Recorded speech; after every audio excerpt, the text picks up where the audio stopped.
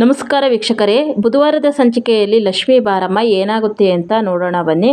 ಇಲ್ಲಿ ಲಕ್ಷ್ಮಿ ಎಲ್ಲರ ಜೊತೆ ಮಾತಾಡಬೇಕಾದ್ರೆ ಇದೇನು ಕೋರ್ಟು ಅಂದ್ಕೊಂಡಿದ್ದೀರಾ ಇಲ್ಲ ಬೇರೆ ಏನು ಅಂದ್ಕೊಂಡಿದ್ದೀರಾ ಅಂತ ಜಡ್ಜ್ ಕೇಳ್ತಾರೆ.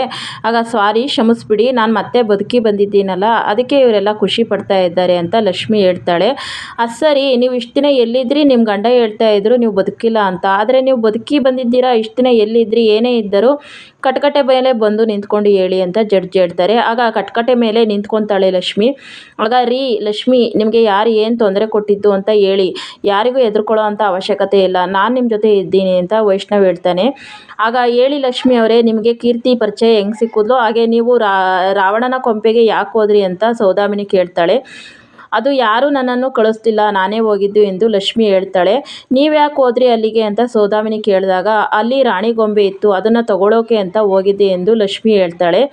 ಆ ರಾಣಿ ಗೊಂಬೆ ಕೀರ್ತಿ ಹತ್ರನೇ ಇದೆ, ಹಾಗಾದರೆ ನನ್ನ ಹೆಂಡ್ತಿನ ಸಾಯಿಸೋಕೆ ಪ್ರಯತ್ನ ಮಾಡಿದ್ದು ಕೀರ್ತಿನಿ ಅಂತ ವೈಷ್ಣವ್ ಹೇಳ್ತಾನೆ. ಆಗ ಲಕ್ಷ್ಮಿ, ಇಲ್ಲ, ಕೀರ್ತಿ ನನ್ನನ್ನು ಸಾಯಿಸೋಕ್ಕೆ ಪ್ರಯತ್ನ ಮಾಡಲಿಲ್ಲ ಅಂತ ಲಕ್ಷ್ಮಿ ಹೇಳ್ತಾಳೆ. ಆಗ ಏನಮ್ಮ ಹೇಳ್ತಾ ಇದೀಯಾ ನೀನು? ನಿನ್ನ ಗಂಡ ನೋಡಿದ್ರೆ ಇದೆಲ್ಲ ಮಾಡಿಸಿದ್ದು ಕೀರ್ತಿನಿ ಅಂತ ಹೇಳ್ತಿದ್ದಾರೆ, ನೀನು ನೋಡಿದ್ರೆ ಇಲ್ಲ ಅಂತ ಹೇಳ್ತಾ ಇದ್ದೀಯ, ಏನು ಯಾವ್ದು ನಿಜ ಅಂತ ಕರೆಕ್ಟಾಗಿ ಹೇಳು ಅಂತ ಜಡ್ಜ್ ಕೇಳ್ತಾರೆ. ಆಗ ಲಕ್ಷ್ಮಿ ಹೇಳ್ತಾಳೆ, ಹೌದು, ನನ್ನನ್ನು ಸಾಯಿಸೋಕೆ ಪ್ರಯತ್ನ ಮಾಡಿದಂತೂ ನಿಜ, ಆದರೆ ಅದು ಕೀರ್ತಿ ಅಲ್ಲ ಅಂತ ಹೇಳಿದಾಗ ಈ ಕಡೆ ಕಾವೇರಿ ಗಾಬರಿಯಿಂದ ಎದ್ದು ನಿಂತ್ಕೊಂಡು, ಅಯ್ಯೋ, ನಾನೇ ಇದನ್ನೆಲ್ಲ ಮಾಡಿಸಿದ್ದು ಅಂತ ಗೊತ್ತಾಗ್ಬಿಟ್ಟಿದೆ ಇವಳಿಗೆ. ಹಾಗಾದರೆ ಪುಟ್ಟಾಗೆ ಹೇಳ್ತಾಳೆ. ಪುಟ್ಟ ಕೂಡ ನಂಬಿಡ್ತಾನೆ. ನಾನೀಗ ಏನು ಮಾಡಲಿ ಎಂದು ಟೆನ್ಷನ್ನಲ್ಲಿ ಇರ್ತಾಳೆ. ಈ ಕಡೆ ವೈಷ್ಣವ್, ಏನು ಮಹಾಲಕ್ಷ್ಮಿ, ಯಾರು ನಿಮಗೆ ಈ ರೀತಿ ಎಲ್ಲ ಮಾಡಿಸಿದ್ದು, ಯಾರು ಈ ರೀತಿ ಸಾಯಿಸೋಕೆ ಪ್ರಯತ್ನ ಮಾಡಿದ್ದು ಅಂತ ಹೇಳಿ, ಅವರನ್ನಂತೂ ನಾನು ಸುಮ್ಮನೆ ಬಿಡಲ್ಲ ಅಂತ ವೈಷ್ಣವ್ ಕೇಳ್ತಾನೆ.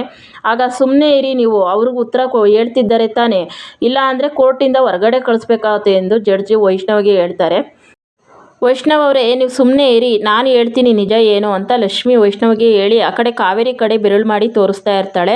ಆಗ ವೈಷ್ಣವ್ ಫುಲ್ ಗಾಬರಿಯಲ್ಲಿ, ಏನು ಹೇಳ್ತಿದ್ದೀರಾ ಮಹಾಲಕ್ಷ್ಮಿ ಅವರೇ, ಇದಕ್ಕೆಲ್ಲ ಕಾರಣ ಅಮ್ಮನ ಎಂದಾಗ ಲಕ್ಷ್ಮಿ, ಹೌದು, ನನ್ನನ್ನು ಸಾಯಿಸೋಕೆ ಪ್ರಯತ್ನ ಮಾಡಿದ್ದು ಇವರೇ ಎಂದು ಹೇಳ್ತಾಳೆ. ಆಗ ಕಾವೇರಿ, ಏನಮ್ಮ ಲಕ್ಷ್ಮಿ ಮಾತಾಡ್ತಾ ಇರೋದು ನೀನು ನೀನು ಬದುಕು ಬರಲಿ ಅಂತ ನಾನು ನನ್ನ ಸೊಸೆಗೆ ಏನೂ ಆಗಬಾರ್ದು ಅಂತ ಎಲ್ಲ ದೇವ್ರುಗಳ ಹತ್ರ ಬೇಡ್ಕೊತಾ ಇದ್ದೀನಿ, ನೀನು ನೋಡಿದ್ರೆ ನನ್ನ ಮೇಲೆ ಅಪವಾದ ಹೊರಿಸ್ತಾ ಇದೆಯಲ್ಲ ಅಂತ ಕಾವೇರಿ ಹೇಳ್ತಾಳೆ.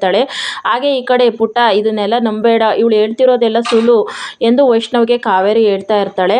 ಆಗ ವೈಷ್ಣವ್, ಯಾವುದಮ್ಮ ಸುಳ್ಳು, ಯಾಕಮ್ಮ ಇದೆಲ್ಲ ಮಾಡ್ತಾ ಇದೆಯಾ, ಎಲ್ಲ ನನಗೋಸ್ಕರ ಅಂತ ಹೇಳಿ ಎಲ್ಲ ನಿನ್ನ ಸ್ವಾರ್ಥಕ್ಕೋಸ್ಕರನೇ ಈ ರೀತಿ ಕ್ರೂರಿ ಆಗಿಬಿಟ್ಟ ಅಂತ ಅಂದ್ಕೊಂಡಿರಲಿಲ್ಲ ಎಂದು ವೈಷ್ಣವ್ ಅಳ್ತಾ ಇರ್ತಾನೆ. ಆಗ ಕಾವೇರಿ, ಎಲ್ಲರಿಗೂ ನನ್ನ ವಿಷಯ ಗೊತ್ತಾಯಿತು, ನನ್ನ ಕತೆ ಇನ್ನೇನು ಮುಗೀತು ಅಂತ ಫುಲ್ ಟೆನ್ಷನ್ನಲ್ಲಿ ಇರ್ತಾಳೆ. ಇಲ್ಲಿಗೆ ಇವತ್ತಿನ ಸಂಚಿಕೆ ಮುಕ್ತಾಯವಾಗುತ್ತದೆ. ಮುಂದಿನ ಸಂಚಿಕೆಯಲ್ಲಿ ಏನಾಗುತ್ತೆ ಎಂದು ಕಾದು ನೋಡಬೇಕು. ಇವತ್ತಿನ ಎಪಿಸೋಡ್ ನಿಮಗೆ ಇಷ್ಟವಾಗಿದ್ದರೆ ಲೈಕ್ ಕೊಡುವುದನ್ನು ಮರಿಬೇಡಿ, ಹಾಗೆ ಸಬ್ಸ್ಕ್ರೈಬ್ ಆಗಿ. Thank you for watching.